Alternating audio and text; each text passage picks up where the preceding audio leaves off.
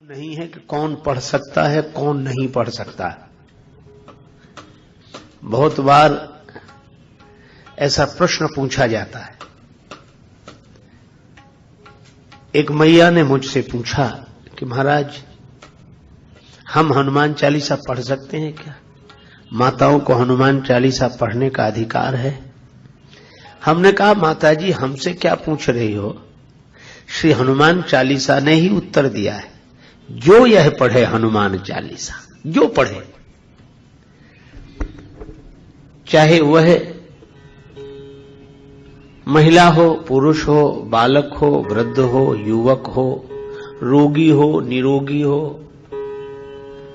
कोई भी पढ़े, पुरुष नपुंसक नारी वा जीव चराचर कोय, जो यह पढ़े। तो एक तो हर किसी को पढ़ने का अधिकार है, हर समय अधिकार है श्री हनुमान चालीसा पढ़ने का। और दूसरी बात, पढ़ने में कोई शर्त नहीं कि मन लगाकर पढ़ो, सावधानी पूर्वक पढ़ो, सवेरे सवेरे पढ़ो, पूरब की तरफ मुख करके पढ़ो, आसन लगाकर पढ़ो, उत्तर की तरफ देखकर पढ़ो। कहा कि कैसे पढ़े यह भी नहीं लिखा, कौन पढ़े यह भी नहीं लिखा, जो यह है कैसे पढ़े, कहा कैसे की बात ही नहीं, पढ़े।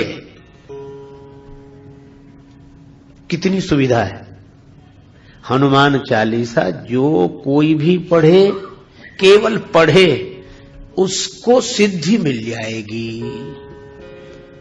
विश्वास नहीं होता कि बिना किसी नियम के और किसी को केवल ये हनुमान चालीसा पढ़ने से सिद्धि मिल जाएगी। श्री तुलसीदास जी महाराज आपके वचन पर हमें विश्वास नहीं होता। तुलसीदास जी कहते हैं विश्वास करो, क्योंकि इसकी साक्षी स्वयं गौरीपति भगवान शंकर दे रहे हैं।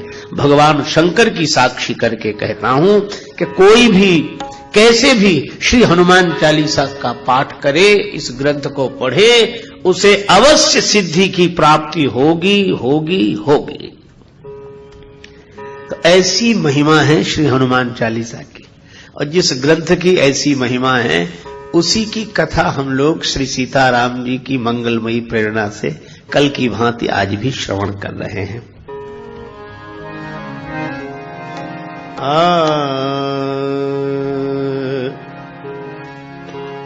जय हनुमान ज्ञान गुण सागर, जय हनुमान, जय हनुमान ज्ञान गुण सागर,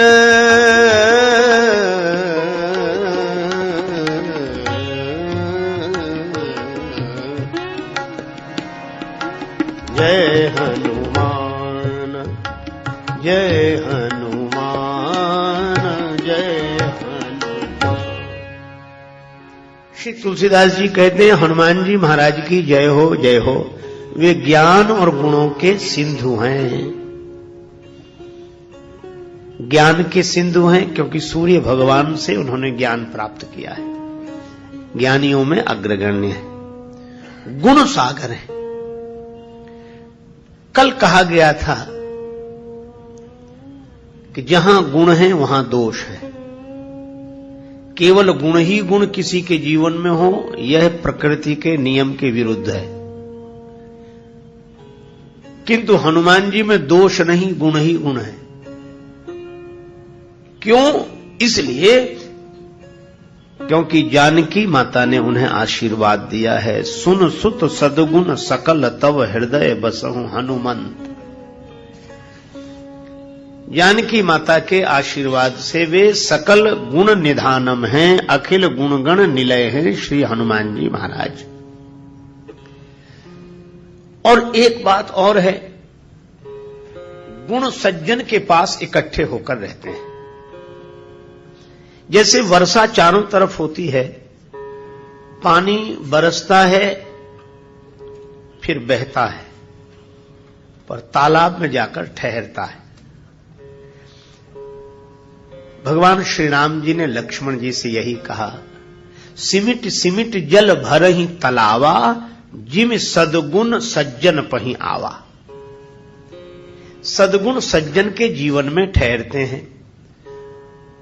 तो हनुमान जी महाराज सज्जन हैं, इसलिए सारे गुण उनमें इकट्ठे हो गए। तो आप कहेंगे सज्जन की पहचान क्या? देखो, ऐसे तो हम लोग किसी को भी सज्जन कहते हैं, कहना ही चाहिए, यह बड़े सज्जन हैं, एक सज्जन मुझे मिले, ऐसे कहते हैं। किंतु श्री रामचरितमानस में सज्जन की 3 परिभाषाएं दी।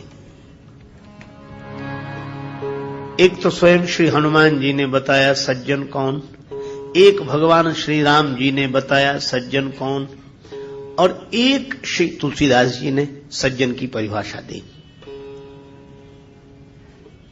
विभीषण जी अभी जागे हैं और श्री राम राम राम स्मरण करने लगे, तो हनुमान जी क्या बोले? मन ही मन, राम राम ते ही सुमिरन कीन्हा, हृदय हरस कपि सज्जन कीन्हा।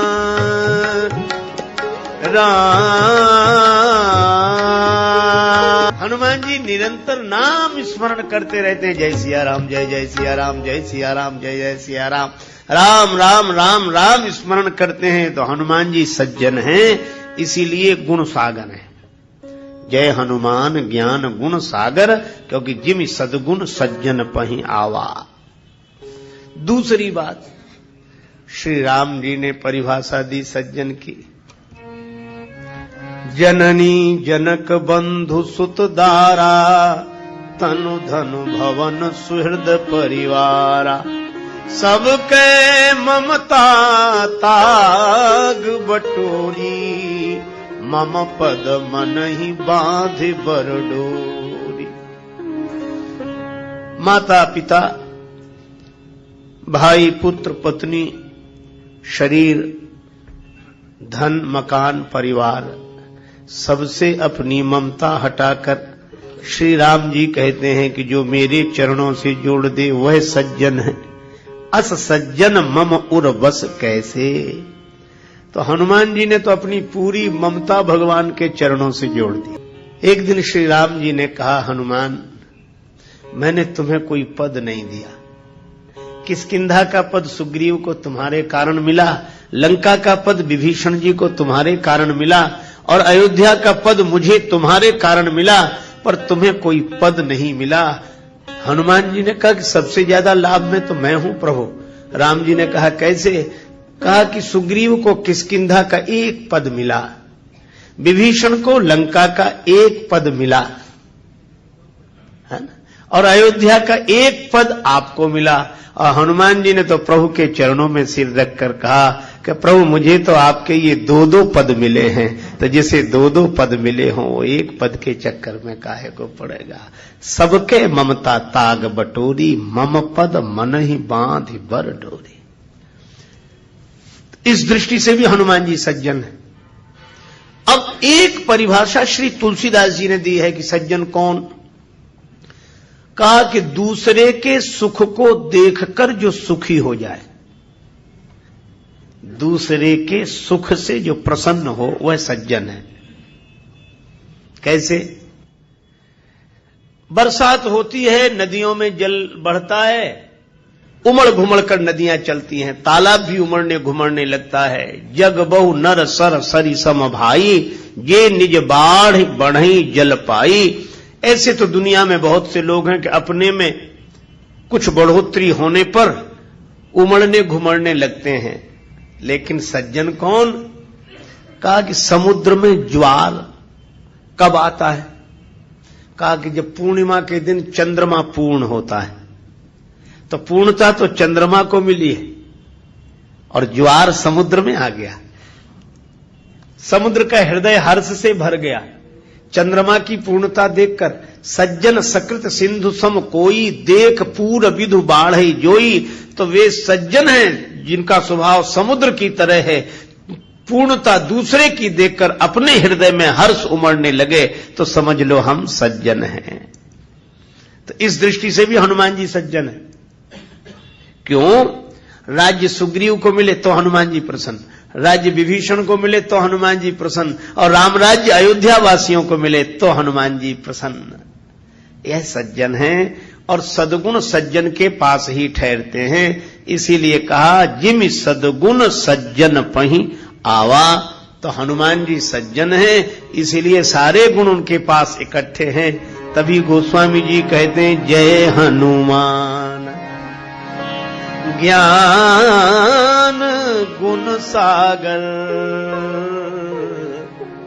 आगे कहा जा रहा है जय कपीश, हे वानरों के ईश। हनुमान जी बंदरों के राजा है। वानराणाम धीशम। किसी ने कहा कि ये हनुमान जी तो स्वयं सुग्रीव जी की सेवा में रहते हैं, तो वानरों के राजा सुग्रीव हैं कि श्री नहीं है कि कौन पढ़ सकता है कौन नहीं पढ़ सकता। बहुत बार ऐसा प्रश्न पूछा जाता है। एक मैया ने मुझसे पूछा कि महाराज हम हनुमान चालीसा पढ़ सकते हैं क्या? माताओं को हनुमान चालीसा पढ़ने का अधिकार है? हमने कहा माताजी हमसे क्या पूछ रही हो, श्री हनुमान चालीसा ने ही उत्तर दिया है। जो यह पढ़े हनुमान चालीसा, जो पढ़े, चाहे वह महिला हो, पुरुष हो, बालक हो, वृद्ध हो, युवक हो, रोगी हो।